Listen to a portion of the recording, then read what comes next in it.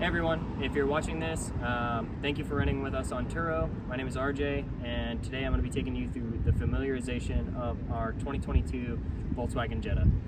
I'm going to show you things such as the steering wheel controls, how to open the gas tank, different switches and knobs on the car, and just general driving procedures that you might need to know while you're taking a trip with us. So first things first, there is a button on the key which will flip the key out, so that way you can be able to access the key when you need to put it in the ignition. Getting into the vehicle, key is just like anything else. Put it in, put on the brake, start the car. If the door is open, you will get some beeping, and that's just telling you that the door is open on the vehicle.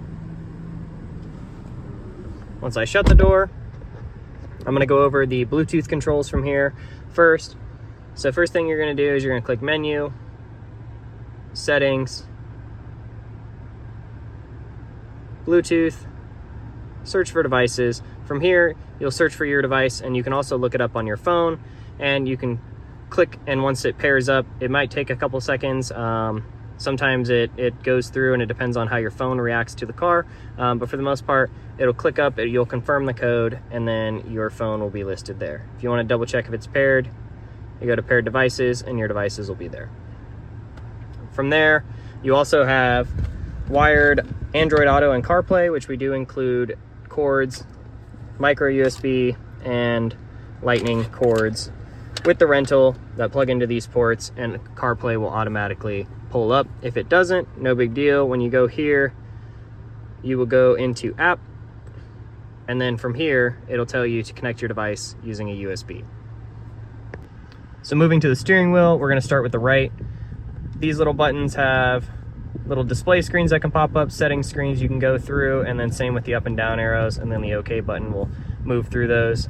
You can also change with the up and down, or excuse me, with the view button, you can change what things you see on the tachometer, or if you get a tachometer at all, or you can just have it simple in the mile per hours, which is typically how we keep it.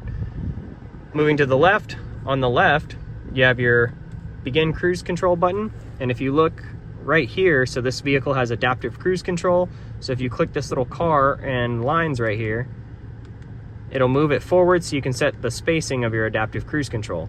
That is set where it'll leave a really large space in between you and the cars in front of you, and then you can dial it in to a very smaller space, or if you want, somewhere in the middle.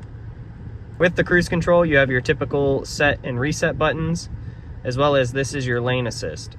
So this says, please check selector shift, and that's because we're not currently in a lane. But when you're in a lane, this vehicle also has lane assist, so you can turn on the lane assist, and it'll kind of help guide the car in the lane or notify you if you're exiting your lane and you don't mean to. From that, you have your volume buttons over here, and then something I forgot to go over earlier is your skip buttons and reverse buttons on this side. Moving into the windshield wipers, so this vehicle does have automatic windshield wipers once initiated. So there's off, initiate, low, and high. So if you just want to hit it once, you go down. If you go into initiate, it'll turn on once, but then it'll wait until it's raining and it'll come on. If you want to manually adjust how fast they're going, you can move this to the right for a lot of rain, or to the left for little rain. And then if you want to turn off the automatic windshield wipers, you just move it back down into the off position. Or if you want to manually move them up or down into a higher windshield wiper position, you can do so. So moving to this side, you have your typical turn signals, up, down, you have your brights, and then there is also an additional button right here where it pulls up the menu if you want to turn on the lane assist or turn it off, and you can just click OK. So again, you can do it from this button or from that one on the control. Moving to the rest of the car, windows and everything are standard like every other car, up, down. You have your window lock button, your mirror button that you can turn here. If you turn it all the way down to this little symbol right here, it'll turn on the defrost for the mirrors. And then you have your lock and unlock up here. Don't be alarmed if the lock button while you're driving illuminates orange. That just means that the car is locked while you're driving. And then under the steering wheel, you have your auto lights. We normally leave it on, but if you want to have your parking lights on or your actual headlights on, say it's raining and for some reason they didn't kick on, or you're going through a tunnel or something, you can turn them on manually, but typically auto will come on if you need it. So moving to the center here, you have your 12 volt. If you want to be able to plug in a cell phone charger or something of that nature, you can do so. And then you have your prindle, so your shifter, you can move all the way down into drive. You can also move over to the side and you can manually shift the vehicle down for downshifting, up for upshifting, and then to put it back in drive, you just push it back over and then press the button and move forward if you want to move into park or neutral. From here, if your foot is on the brake, this is your electronic parking brake. So if the light's illuminated, the parking brake is on and you pull up to get it. And then to turn it off, you push down on the button and it'll turn itself off. Your foot does have to be on the brake for both of those. You do also have your auto start stop. So with the vehicle being a fuel efficient vehicle, it'll turn itself off at lights or when you're parked or something like that here and there to conserve fuel. If you want to turn that feature off, you can. Just click this button. Once it's illuminated, it'll also tell you on the dash, start stop operation is deactivated, or start stop system is deactivated, and you can turn it off, and then you can turn it back on if you'd like. You do have to do that every time you drive the vehicle. It doesn't stay off. If you drive the vehicle, park the vehicle, turn it off, get back in it later, you will have to turn that back off. That's just an auto feature from Volkswagen for fuel saving. And then you also have your eco mode. So if you do want to drive the vehicle in eco mode, you can put it there, kind of save some more gas, and then you can turn that off as well if you'd like. Moving to the middle, you have your AC controls. So everything's on a knob, standard. The one thing that is kind of cool about this vehicle is you can do partials. So if you want your upper vent to be display or pushing air, and then you want your bottom vent to kind of push air, you can put it on this middle setting and it'll push a little air to the bottom, or you can turn it all the way to the middle where it pushes all the air to the bottom, just like a standard vehicle. And you can do that with every setting. There's half settings for every setting.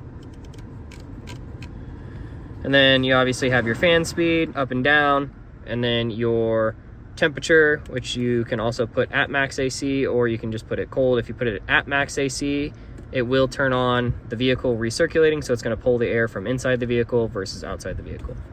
And then you can turn the AC off completely by clicking that off button. You also have your hazard button here, so when you click that, obviously your hazard button, and it'll also blink. As for the gas and trunk, they'll be opened with two switches right here on the driver's door. The gas cap can only be opened from the inside. You just pull that and you'll get a little thing that says preparing fuel tank, and it'll tell you fuel tank is ready, please refuel. So that tells you that it opened it up. And then for the trunk, you pull that as well and your trunk will open up. To shut the gas cap once it is open, so it's open from the inside, when using the gas cap, you just slightly turn, and then you do have that little slot for the gas cap. And then once you're done, place it in, turn it, and then when you set it like this, just give it a small push and you'll feel a little click in. All right, so for the trunk, you have two options here that are not using the button on the inside. So there is a button right here under the Volkswagen you can click, or on the key, there is a button for the trunk. You hold it, it'll blink, and then the trunk will open. All right, so thanks again for renting with us on Turo. I hope that you enjoy our Volkswagen as much as we do. We love this thing. If you have any questions, comment below, and we look forward to renting with you.